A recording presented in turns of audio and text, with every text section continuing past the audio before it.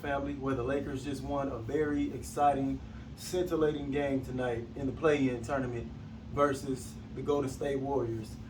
Uh, man, I want to I want to start off by saying that I was getting ready to rip my team a new one because they did not come out with the intensity and fight that I thought I was going to see, especially coming into basically a playoff type atmosphere where if you lose this game, you could possibly you could be fighting for your life the next game, and the Warriors were the one that came out and was acting like they had something to lose, acting like they had something to prove to the world. And I was highly disappointed in my team to start this game. It was starting with the big with our big scorers as far as Anthony Davis, LeBron James, Dennis Schroeder. I was highly disappointed in what I saw from them. And Anthony Davis was just sitting up there letting Draymond Green take his lunch money. And I'm like, what are you doing? The man was almost just intimidating Anthony Davis out, pushing him out to the, making him become a perimeter-oriented player. And we all know Anthony Davis is capable of, knocking down outside shots from time to time, but that's not his specialty. His specialty is in the inside. And Draymond Green was just in the man head, pulling the chair from him, pulling out all the tricks and stunts. And I'm like, Anthony Davis, come on, man. You better than that. You better than that. Now, Draymond Green is a very, very skilled defensive player. And he doesn't even have all the physical tools that you might need to, guard big men night in and night out. But he's made a career out of that because he uses this, more so than physical tools. He uses this defensively, and his impact on the game. The guy had 2 points or 4 points tonight, but his impact was felt, especially in that first half. And the Warriors were on their way to feeling like they had this game in the bag, and we were in danger of getting our tops blown off. That's how scary this game got at one point. I think we got down by 12, and there was a sequence where Stephen Curry got the ball, stole the ball, but we quickly turned him over, like at the half court, and Wesley Matthews ended up with a wide open three. And that right there was a big turning point in the game, because if we would have went down by like maybe 14, 16 points, the Warriors was going to feel, damn confident about themselves going forward in this game. So that was the danger zone of this game for our team, to me. But we came out second half, we responded, we answered the call, and we regrouped like a championship team is supposed to. Guys started generating better looks in the second half.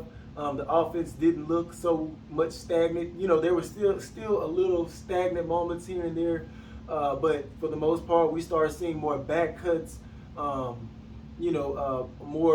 looks out of double teams, stuff like that. We started seeing more of that in the second half. And I was getting ready to rip Frank Vogel as well for his substitutions. He didn't.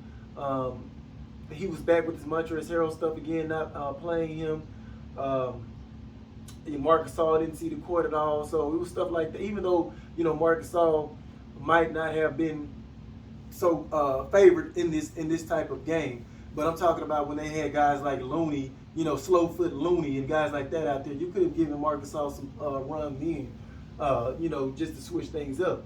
But other than that, man, Caruso was a great catalyst tonight, and he continues to show his worth. Just like I was speaking of highly of Draymond Green, Alex Caruso is kind of in that same boat. No, I'm not comparing him to Draymond Green, as far as who's better, but I'm saying the type of players that they are. Caruso impact tonight was on the defensive end, and he also chipped in 14 points, made some great assists, was hustling, and to me, the only person that wasn't just consistently getting cooked by Stephen Curry. And Stephen Curry made this a hell of a game tonight.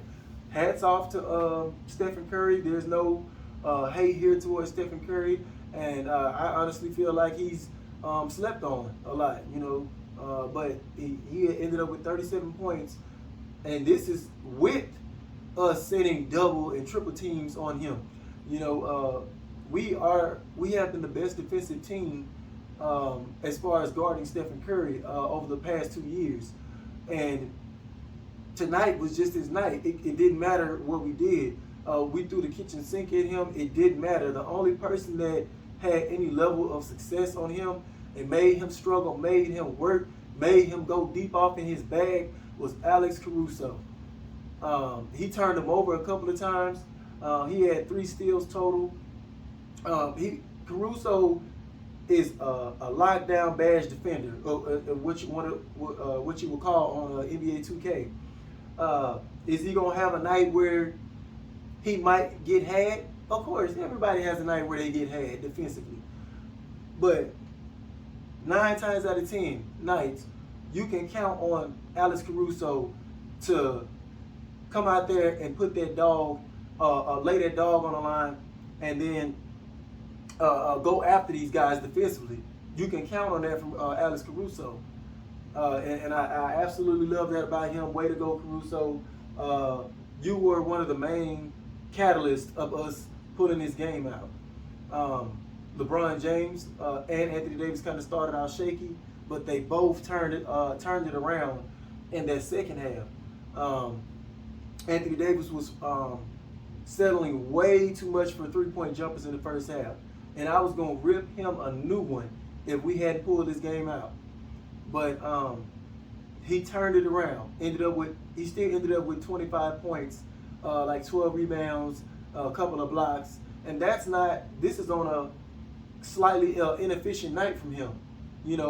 What some people would say this is a bad game from Anthony Davis. He still ended up with that stat line. So once he kind of learns how to mix his game up a little bit better than what he did tonight, we're going to be more deadly in the playoffs. I don't mind him taking threes, guys, but if you missing 3 and 4 in a row, bring it in, man. Bring it in. Come on now, you got to be reasonable with yourself. Pull it in, mix it up. But he did, to his credit, he came out second half and was a totally different player second half. And we made some key plays down the stretch. This game was too close for my liking, but it was still very, very entertaining nonetheless. And the announcers, they just kill me, man. I mean, how could you not call that a flagrant foul? That Draymond Green foul on LeBron James towards the end of the game. He literally leaned forward with his arm. They talking about, he jumped straight up. He jumped straight up. Y'all need glasses. I mean, I know Jeff. I know he wears glasses, but God, he needs to get his glasses fixed or get me a new prescription, something. Like, you could not see that Draymond Green jumped into LeBron, and his arms, it was like Superman. He jumped into and made sure he got up in his face, in his eyeballs.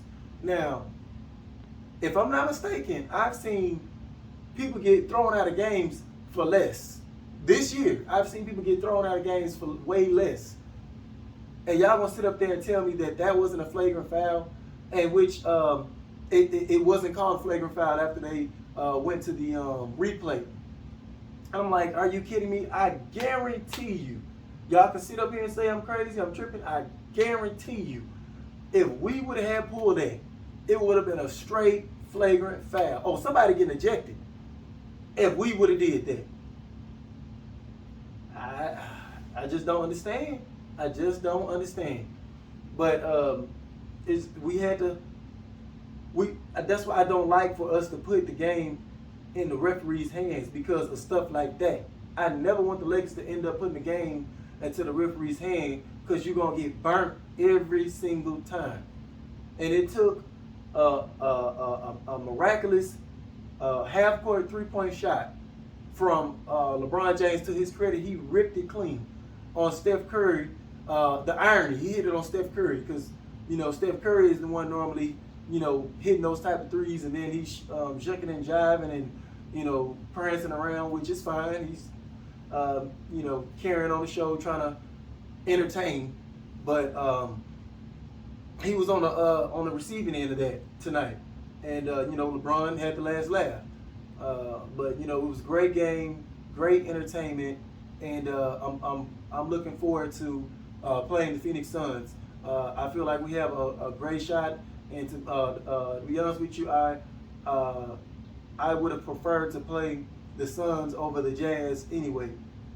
I just feel like the Jazz is a more diverse team. They're capable of doing a lot more than the Suns, and I just don't believe fully in DeAndre Ayton quite yet. He's great.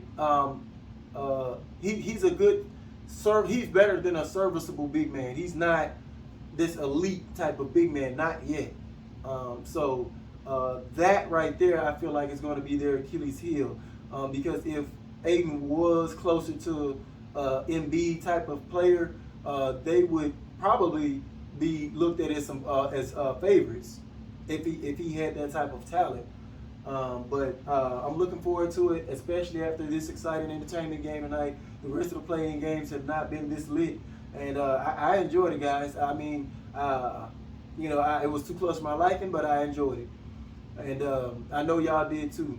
But that's all I have for today, guys. And as always, thank y'all for watching. Please leave a like, share, and subscribe. Also, leave a comment down below. And I'll see you guys next time. Peace. Can't be touched.